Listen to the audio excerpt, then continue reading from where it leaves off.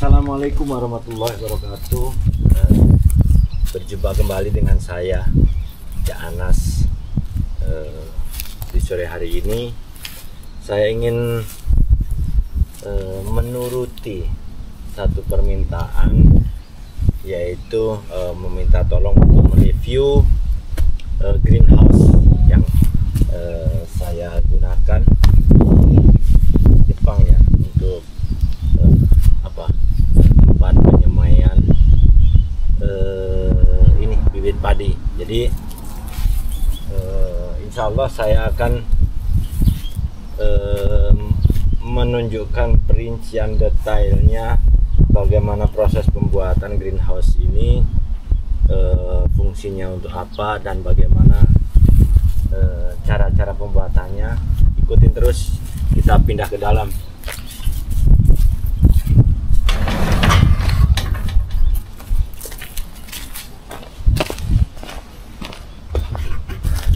Baik, saya mulai dari ini panjangnya greenhouse ini sepanjang 50 meter, dan greenhouse ini memang khusus saya pergunakan untuk penyemaian, tempat penyemaian ini bibit padi. Dan apa saja bahan-bahan untuk membuat greenhouse ini, khususnya di tempat saya. Baik, saya akan menyampaikan sedetail mungkin sesuai pengetahuan saya. Dan kebetulan greenhouse ini saya membuatnya sendiri. Saya membuat sendiri, jadi saya tidak mempergunakan jasa orang lain. Jadi saya membuatnya sendiri. Jadi yang pertama yang kita butuhkan adalah pipa penyangga atau pipa besi ini. Dengan pipa ini banyak macamnya, banyak jenisnya, banyak ukurannya. Kebetulan saya menggunakan yang ukuran 32 mili. Ada pipa dan juga ada plat baja untuk tempat ini mengikat ini plastiknya, dan ini seperti kasanya ini. Terus ada juga untuk mengikatnya, atau antara plat pipet dan pipa ini kita menggunakan ini kuncian yang sudah disediakan oleh pabriknya, dan juga pipa yang lurus.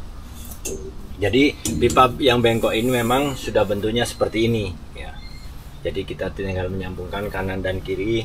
Dan untuk pipa yang lurus ini adalah untuk menguatkan. Yang kita butuhkan untuk pipa yang lurus ada di bawah ini, untuk menguatkan bagian bawah, dan sekaligus kita tanam angker di bawahnya. Angker itu gunanya seperti jangkar ya, untuk mengikat house ini ke tanah. Walaupun sudah ada pipanya yang tertanam langsung, kedalaman pipa yang tertanam ini sepanjang 50 cm memang sudah ada ukurannya. Tapi di dalam supaya lebih kuat, kita pasang pipa yang seperti ini, pipa yang lurus, sama memanjang, tapi itu juga dikaitkan dengan jangkarnya, jangkar ke tanah, supaya nanti waktu ada angin atau apa ini lebih kokoh lagi. Alhamdulillah ini sangat kokoh. Dan juga ada beberapa yang dibutuhkan untuk pipa yang di samping ya, pipa yang lurus.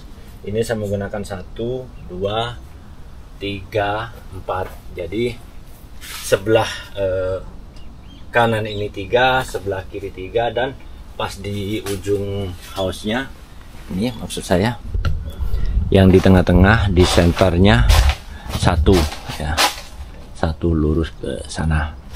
Jadi dari bawah 1, dari bawah sini, maksudnya satu yang di dalam tanah, dua nih, tiga sini, dan 4 yang di tengah. Tuh, ditambah lagi apa ya, plat ini 2, jadi 2 ini untuk mengikat apa ini, kasa ya. Dan fungsinya kasa ini, waktu jendela house-nya yang di luar ini kita buka, kita gulung, tidak ada hewan kecil-kecil yang masuk, yang menyebabkan kerusakan di pembibitan itu ya. Jadi prosesnya seperti ini, atau bentuknya seperti ini. Nah, ini mohon disimak juga. Jadi yang dimaksud jendela ini kita tutup seperti ini ya, dan lurus sampai ke ujung sana itu tertutup. Dan waktu kita buka ya sama ya, ini posisi terbuka, house-nya dalam posisi terbuka, jadi waktu kita turunkan dia akan menutup begini. Jadi kalau malam hari kita masih kita tutup. Nah, jadi kebetulan di sini saya menggunakan atau membuat 2 greenhouse, bentuknya pun sama ini. Dan ada beberapa jenis greenhouse ya, tergantung fungsi dan kegunaannya. Di Jepang sendiri, selain dipergunakan untuk pembibitan atau penyemaian padi, digunakan juga untuk petani yang menanam sayuran hijau ya, seperti bayam, sawi, terus cinginsai atau pakcoy. Intinya banyak lagi sayur-sayuran seperti pimang, paprika juga yang menggunakan house seperti ini. Tapi untuk ada juga yang menggunakan seperti ini untuk petani anggur, terus petani stroberi. Tapi untuk saat ini, akhir-akhir ini, beberapa tahun terakhir, untuk petani-petani buah seperti kiwi, anggur, terus stroberi, dan juga petani sayuran hidroponik seperti tomat, paprika dan lain sebagainya, menggunakan greenhouse yang modelnya seperti rumah gitu. Jadi lebih besar lagi. Dan ini bahan-bahannya saya menggunakan plastik ini yang tebalnya 0,15 mili. Jadi bisa dengan ketebalan tersebut house ini bisa bertahan sampai antara 5 sampai 8 tahun atau 10 tahun ya, kisaran seperti itu. Dan ini di samping saya menggunakan kasa, jaring kasa yang berbahan material dari plastik juga, hampir seperti senar pancing juga. Dan kalau house-nya itu ditanami sayuran atau intinya tanahnya akan dipergunakan untuk menanam tanaman yang lain dan traktor itu masuk, saya sarankan bentuk house-nya atau depannya jangan seperti ini. Jadi bisa jangan mempergunakan seperti ini. Maksudnya jangan menggunakan itu yang model sliding seperti punya saya ini, dan bisa mohon maaf, menggunakan pintu yang modelnya daun pintu yang di samping ya, yang bisa buka tutup keluar masuk, satu daun pintu, dan dibuatkan framenya sama seperti ini. Fungsinya untuk apa? Nanti pada waktu traktor mau dimasukkan ke house, ini bisa dilepas. Jadi bisa dilepas, nanti bentuknya tinggal seperti goa. jadi traktor bisa keluar masuk dengan gampang. Tapi kalau dengan sistem atau model yang seperti ini, traktor akan sulit untuk keluar masuk dan di dalam akan sulit untuk memproduksi tanaman-tanaman yang lain. Jadi untuk rekan-rekan tani, kebetulan di Indonesia sekarang lagi marak ya pembuatan atau pertanian menggunakan greenhouse. Ini greenhouse yang saya pergunakan hanya khusus untuk media penyemaian padi. Karena apa?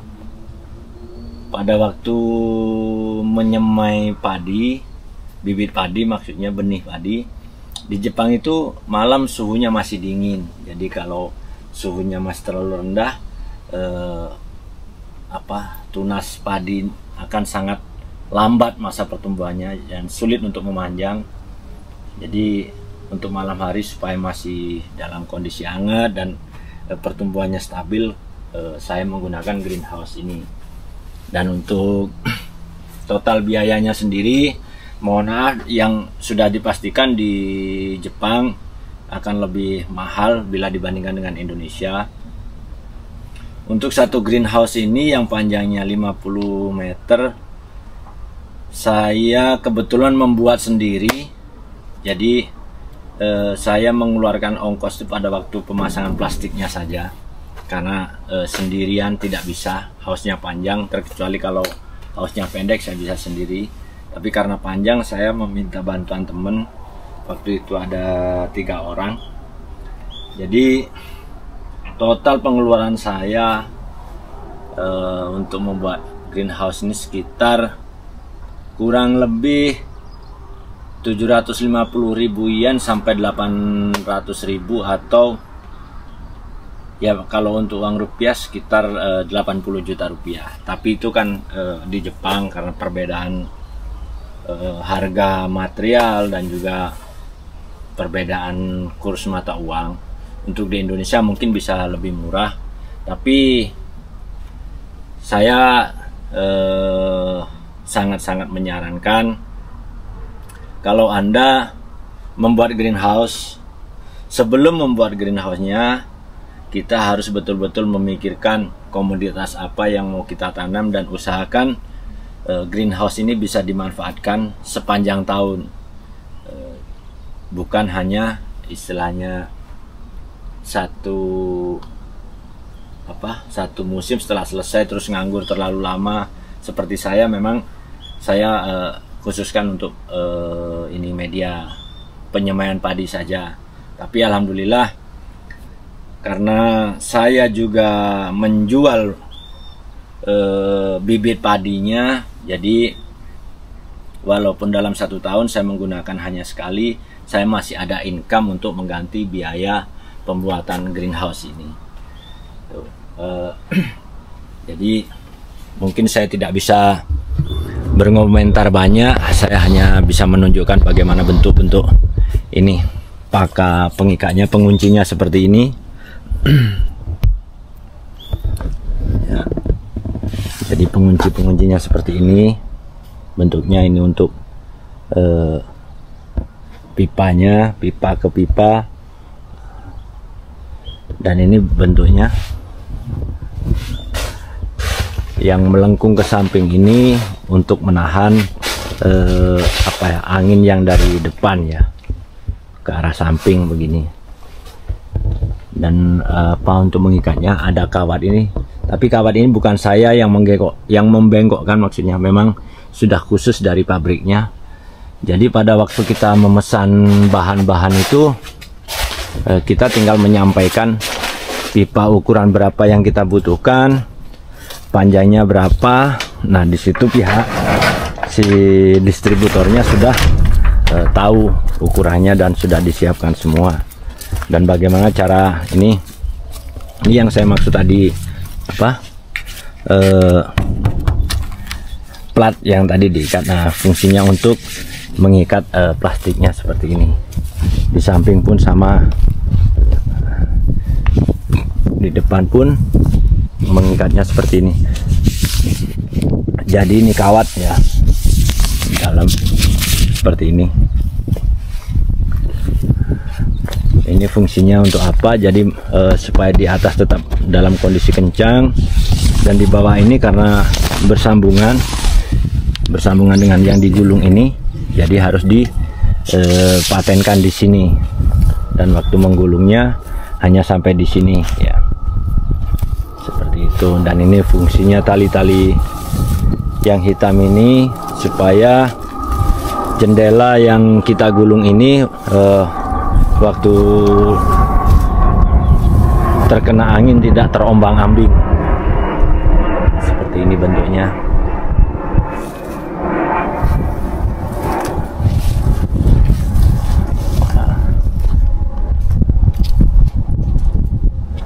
Seperti ini bentuknya ya, greenhouse-nya.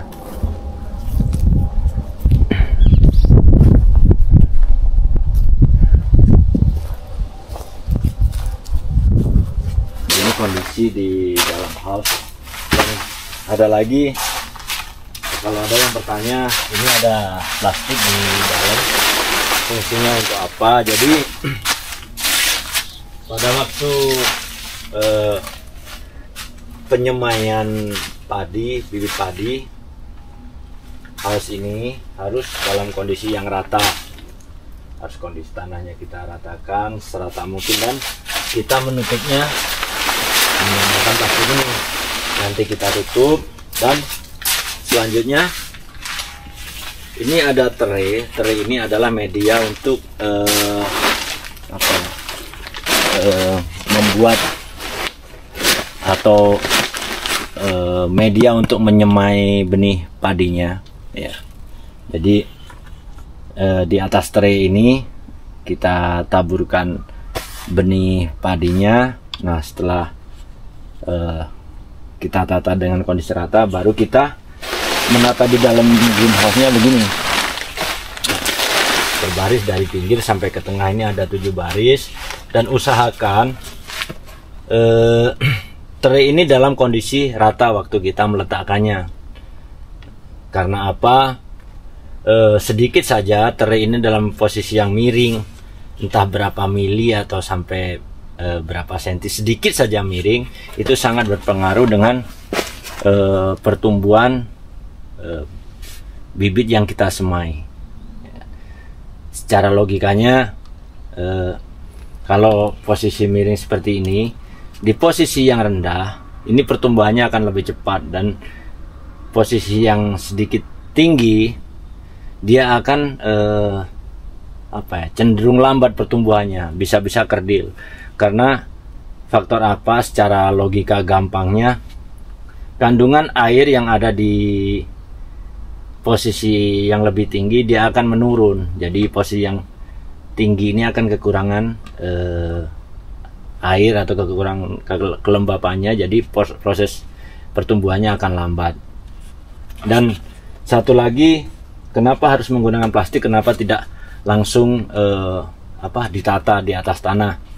Karena tray ini berlubang kecil-kecil ya, bisa dilihat ya. Nah, di sini kalau kita langsung meletakkan di tanah, nanti akar akan keluar dari lubang kecil-kecil ini, dan itu akan mempersulit kita waktu kita mau menanam di sawah. Jadi kalau kita meletakkannya di atas plastik, secara otomatis akar itu hanya akan berkumpul di dalam tray ini. Jadi akan mempermudah kita pada waktu proses penanaman. Jadi kita tinggal angkat dari tray sini, dan akarnya akan terbentuk begitu rapi dan mudah untuk ditanam di sawah. Tapi kalau akarnya sampai keluar dan bersentuhan langsung dengan tanah,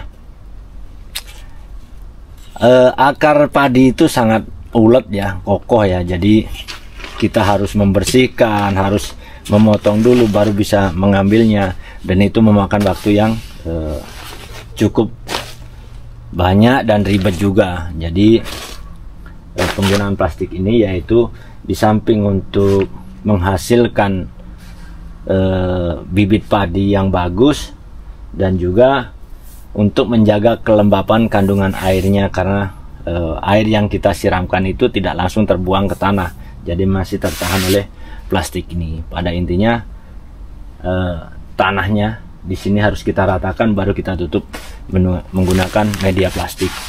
Begitu. Mungkin itu yang bisa saya sharingkan atau bisa saya sampaikan, mudah-mudahan bermanfaat. Terima kasih kepada rekan-rekan semua atas segala bentuk dukungan, doa, dan tidak lupa pula saya tetap selalu meminta dukungan dan doa-doa dari rekan-rekan semua supaya saya dan keluarga tetap istiqomah dalam menjalani segala aktivitas di negeri Sakura. Akhirul kalam, wallahul muwaffiq ila aqwamit thoriq. Assalamualaikum warahmatullahi wabarakatuh. Salam pejuang pangan.